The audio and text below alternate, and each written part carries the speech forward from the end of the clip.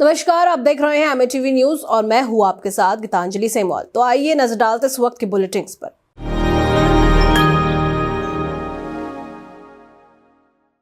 गुजरात कांग्रेस अध्यक्ष अमित चावड़ा के नेतृत्व में प्रदेश में जन आक्रोश यात्रा जारी है। इस यात्रा के जरिए कांग्रेस बीजेपी सरकार पर भ्रष्टाचार के आरोप लगाते हुए जनता के बीच जा रही है। अमित चावड़ा ने कहा कि डबल इंजन सरकार में कमीशन का खुला खेल चल रहा है। उन्होंने सूरत में 21 करोड़ की लागत से बनी पानी की टंकी के गिरने को भ्रष्टाचार का सबूत बताया। उन्होंने आरोप लगाया कि मनरेगा और नल से जल योजना में करोड़ों का घोटाला हुआ है। हालात ऐसे हैं कि बिना घूस आम जनता का कोई काम नहीं होता। कांग्रेस अध्यक्ष ने कहा कि भ्रष्टाचार की जड़ें नीचे से लेकर मुख्यमंत्री कार्यालय तक फैली है और कांग्रेस इन्हें बेनकाब करती रहेगी।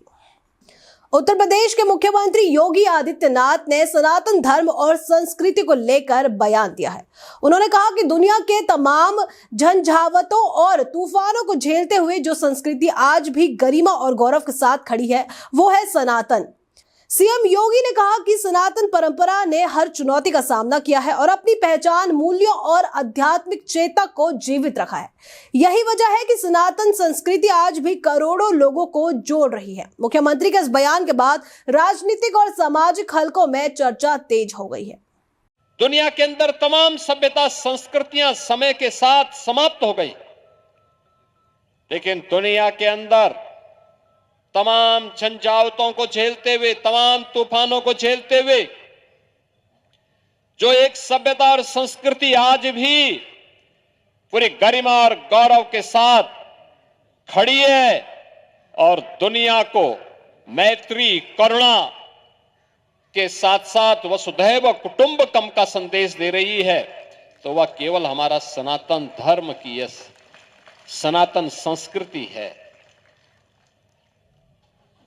आप सोचो कितने प्रयास हुए थे इसको तोड़ने के लिए, कौन नहीं इसको, और दुनिया की पहले कौन ऐसी जाति, मत, मजहब या सेक्ट है जिसको उसकी विपत्ति के समय में सनातन धर्मावलंबियों ने शरण दे करके उसको पुष्पित पल्वित होने का अवसर न दिया हो। उत्तर प्रदेश के रट कस्बे से एक दर्दनाक घटना सामने आई है। थाना कोतवाली क्षेत्र में एक महिला ने अपने ऊपर थिनर डालकर आग लगा ली, जिसे वो गंभीर रूप से झुलस गई। घटना की सूचना मिलते ही पुलिस मौके पर पहुंची और महिला को तुरंत मेडिकल अस्पताल में भर्ती कराया गया। प्राथमिक उपचार के बाद हालत नाजुक देखते हुए उसे दिल्ली के सफदरजंग अस्पताल रेफर किया गया। सीओ अंतरिक्ष जैन ने बताया कि शुरुआती जांच में सामने आया कि महिला डिप्रेशन की समस्या से जूझ रही थी। पुलिस अन्य पहलुओं से भी मामले की जांच कर रही है और आगे की विधिक कार्रवाई जारी है। आज थाना कोतवाली क्षेत्र में दोपहर के समय एक महिला शहनाज वाइफ ऑफ महराज द्वारा अपने ऊपर थिनर डालकर आग लगाई गई थी। मौके पर तत्काल पुलिस पहुंची थी। महिला को मेडिकल अस्पताल में भर्ती करवाया गया था, जहां से उसे सफदरजंग मेडिकल अस्पताल दिल्ली में रेफर किया गया है। प्रथम दृष्टया जांच में पाया गया है कि महिला को डिप्रेशन की समस्या थी और इसमें जो अन्य जांच के बिंदु हैं उन पर काम किया जा रहा है। आवश्यक विधिक कार्रवाई की जाएगी।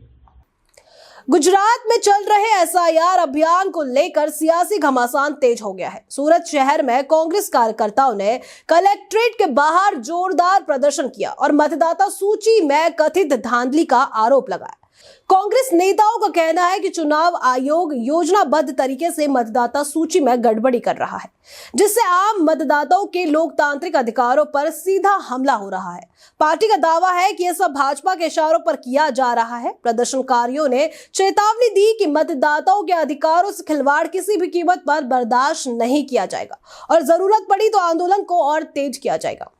लोकसभा में अविश्वास प्रस्ताव को लेकर सियासी हलचल तेज हो गई है। टीएमसी के राष्ट्रीय महासचिव और लोकसभा नेता अभिषेक बनर्जी ने साफ कहा कि उनकी पार्टी नो कॉन्फिडेंस मोशन पर हस्ताक्षर करने के लिए तैयार है। अभिषेक बनर्जी ने कहा कि कांग्रेस को पहले 4 अहम मुद्दों को लेकर स्पीकर को पत्र लिखना चाहिए और उन्हें जवाब देने के लिए 1-2 दिन का समय देना चाहिए। इसके बाद ही अगले कदम पर फैसला लिया जाएगा। उनके इस बयान के बाद संसद के भीतर विपक्षी रणनीति को लेकर चर्चाएं और तेज हो गई है। अगेंस्ट करने का जो मुद्दा है ये कल भी हमने स्पष्ट किया है। कांग्रेस और जितनी भी like minded parties India alliance का हिस्सा है कि हमारे जो पार्टी का स्टैंड है हमें नो कॉन्फिडेंस साइन करने में कोई दिक्कत नहीं है। नो कॉन्फिडेंस रेजोल्यूशन साइन करने में, सबमिट करने में कोई दिक्कत नहीं है। सारे तृणमूल एमपी साइन करेंगे। लेकिन हमारा उनको जो सुझाव था कि पहले आपके जो 4 पॉइंट्स है, जो पॉइंट कांग्रेस की तरफ से रेज किया जा रहा है, एक तो आप देख रहे हैं 8 लोगों को सस्पेंड किया गया है, एक उनके महिला सांसदों के ऊपर झूठा आरोप लगाया गया है, एक प्रतिपक्ष के नेता को बोलने दिया नहीं जा रहा है, और दूसरे तरफ से आपका जो है कि भाई दूसरा बीजेपी के नेता को आप अटैक करने का मौका दे रहे हो, and this chair is working in a biased manner. तो इन चारों मुद्दों को पहले हमने ये कहा कि आप एक चिट्ठी in form of a protest आप स्पीकर को भेजिए। उस चिट्ठी में सारे ऑपोजिशन एमपी, चाहे वो कांग्रेस के हो, समाजवादी पार्टी के हो, तृणमूल के हो, डीएमके के हो, सब साइन करेंगे। हमें कोई दिक्कत नहीं। और स्पीकर को आप 2-4 दिन समय दीजिए। पटना से बड़ी खबर है। पूर्णिया के सांसद पप्पू यादव को आज बेऊर जेल से पटना सिविल कोर्ट में पेश किया गया।